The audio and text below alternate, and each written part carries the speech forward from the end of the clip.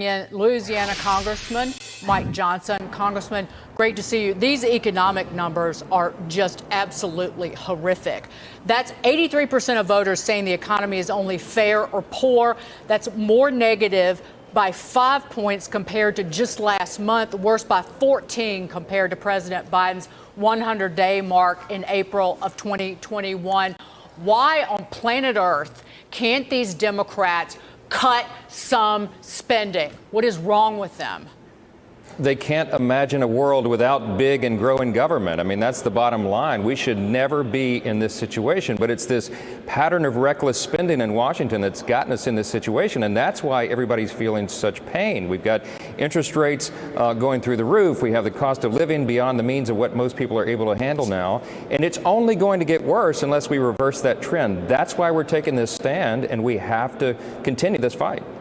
Mike, you're a numbers guy. When you look at the total amount the government spends, they blew the numbers out during the pandemic. And you can maybe argue, I get that.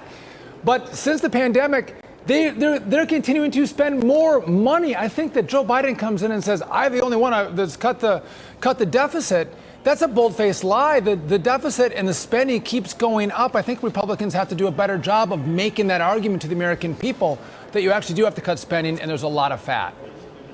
There's a lot of fat, and we've done it. We passed the bill through the House a month ago, as you all know, the Limit, Save, Grow Act, and we specified some low-hanging fruit, you know, how you can claw back unspent COVID funds that were overfunded, basically. We can claw back and stop this, student loan buyout boondoggle that Biden has proposed, cut back on that IRS army that they're trying to empower, and go after those Green New Deal subsidies.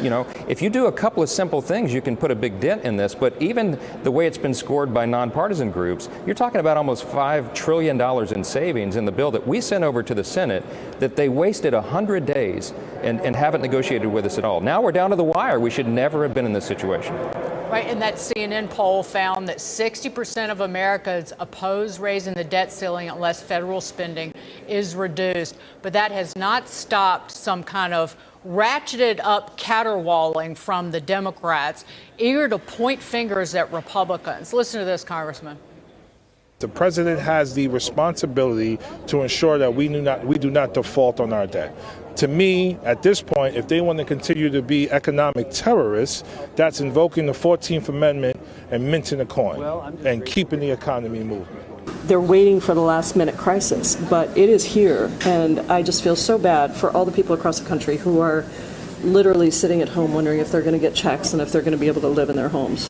But what is clear to me increasingly is that many extreme MAGA Republicans have made the political calculation that a dangerous default and crashing the economy and triggering a recession is in their political interests.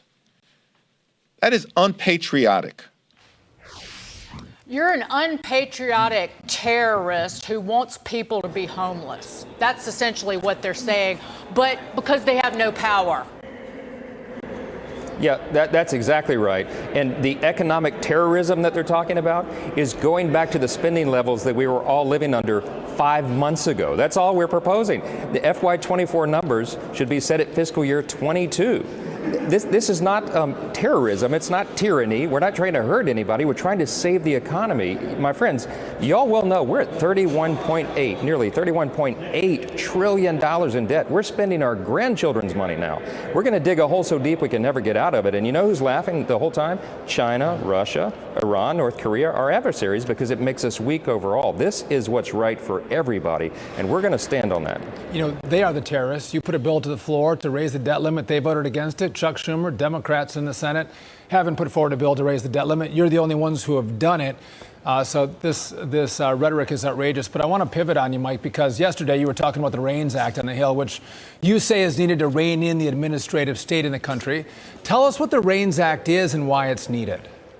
It's a very simple, common sense bill that says before the administrative state, these nameless, faceless bureaucrats throughout the executive branch of our federal government, before they can enact a rule that will have $100 million or more in annual impact, Congress has to vote on that. What a concept, Sean, right? I mean, if we could actually do that, it would change the whole trajectory of spending. Joe Biden alone, since he took office, has spent $1.5 trillion of taxpayer funds on his unilateral executive actions. That should never happen. And these agencies that are out of control have to be reined in, so it's an appropriate name for the bill.